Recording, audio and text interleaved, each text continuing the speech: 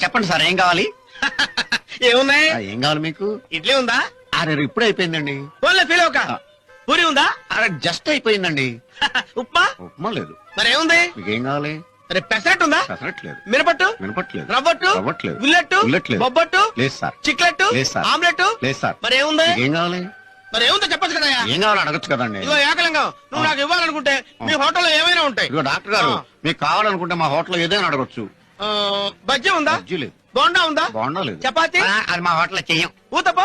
అదంటే డోకు మాకు. మరి ఏముందయ్యా? మరి ఏం కావాలి సార్? అంటే ఏముందో నువ్వు చెప్పవా? అంటే మీకేం కావాలో మీరు అడగరా? ఏముందో నువ్వు చెప్పవా? ఏం కావాలో మీరు అడగరా?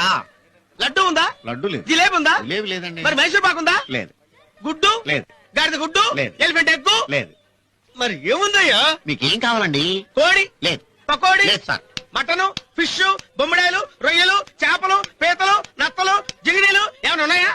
ఏమీ లేవు సార్. మరి